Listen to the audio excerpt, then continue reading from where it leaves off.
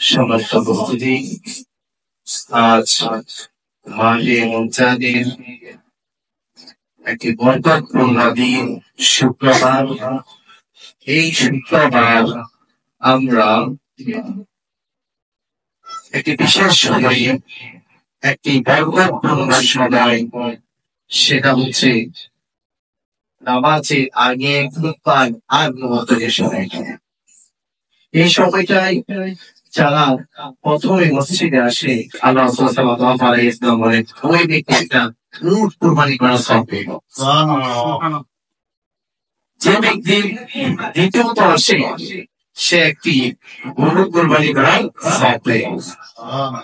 এরপর দুম্বা কুরবানি করার সওয়াব পাবে, এরপর ছাগল কুরবানি করার সওয়াব পাবে, এরপরে আস্তে আস্তে করে সব লিখতেই থাকে, ফেরেশতারা সব লিখতেই থাকে।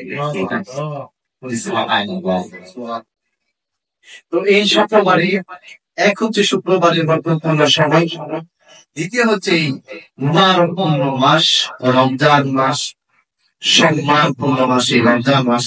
আমাদেরকে আল্লাহ রাব্বুল আলামিন যে হায়াত বরকত দান করেছেন, আমরা যে হায়াত পেয়ে আজকের এই সময়টাকে কাজে লাগাতে পেরেছি, সেই জন্য শুকরিয়া আদায় করি আলহামদুলিল্লাহ।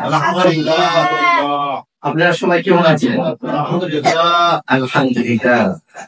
আলহামদুলিল্লাহি তাআলার মিজান। আল্লাহ রাব্বুল আলামিন, আল্লাহ সাল্লাল্লাহু আলাইহি ওয়াসাল্লাম বলেন, কেউ যদি বলে আলহামদুলিল্লাহ তাআলাউল মিজান, সে মিজানের পাল্লাকে সওয়াব দ্বারা পূর্ণ করে দেয়। সুবহানাল্লাহ।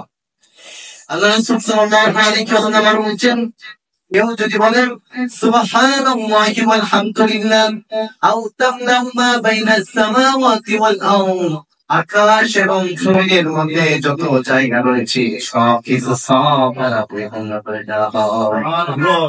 তার মানে আমরা সুবহানাল্লাহ ওয়াল আলহামদুলিল্লাহ বলার মাধ্যমে কি করলাম?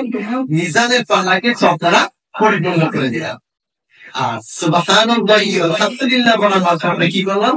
আকাশ এবং জমিনের মধ্যে যত জায়গা আছে সব কিছু কি করলাম? সওয়াব দ্বারা পরিপূর্ণ করে দিলাম। সুবহানাল্লাহ, সুবহানাল্লাহ, সুবহানাল্লাহ। কি নসিব! আজ আল্লাহ রাব্বুল আলামিন যদি আমাদেরকে এই সমপরিমাণ যদি হায়াত আমাদেরকে না দিতে, আমরা কি এই মিজানের পাল্লাটাকে সওয়াব দ্বারা পরিপূর্ণ করতে পারতাম? না। আকাশ এবং জমিনের মধ্যে যত জায়গা আছে সব জায়গাটি সওয়াব দ্বারা পরিপূর্ণ করতে পারতাম? না। যে আল্লাহ রাব্বুল আলামিন আমাদেরকে গত রমজান থেকে নিয়ে এই পর্যন্ত হায়াতে বরকত দান করেছেন, আমাদেরকে সুস্থতা দান করেছেন, আমাদেরকে এই নসিব দান করেছেন সওয়াব দ্বারা পরিপূর্ণ করার জন্য, সে আল্লাহ রাব্বুল আলামিনের শুকরিয়া করা আমাদের দরকার আছে কিনা? আমাদেরকে আরো কিছু সুযোগ দিয়েছেন। আল্লাহ রাসূল সাল্লাল্লাহু আলাইহি ওয়াসাল্লাম বলেন, কেউ যদি দিনে একবার যদি সূরাতুল ইখলাস পড়ে, তাহলে আল্লাহ রাব্বুল আলামিন তার আমলনামায় পবিত্র কোরআনের 10 পারা খতম দেওয়ার মতো সওয়াব রেখে দিবেন। সুবহানাল্লাহ।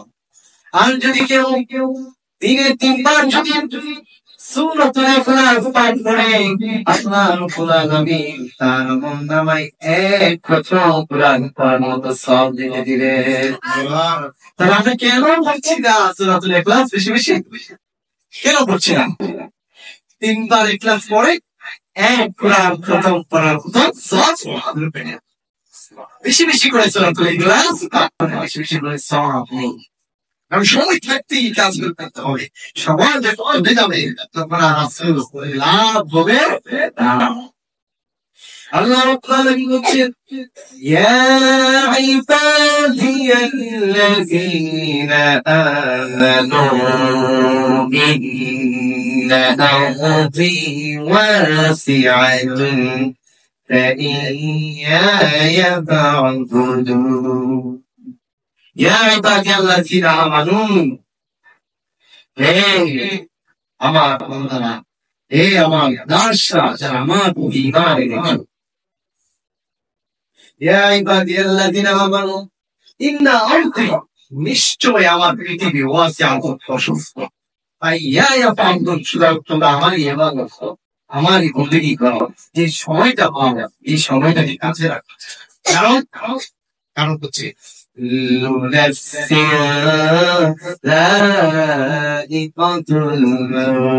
সবাই বল, তবে তো সন্তান দেখ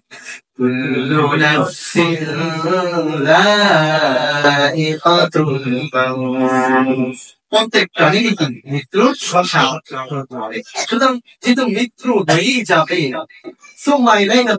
আমার কাছে যেহেতু চলে আসতে হবে, যে সময়টা তোর পেয়েছ, যে সময়টা তোকে বরকতপূর্ণ একটা হায়াত দিয়েছি, বরকতপূর্ণ একটা জীবন দিয়েছি, সেই বরকতপূর্ণ জীবনটাকে তুমি ঘুরতে ঘুরতে কাছে লাগিয়ে দাও।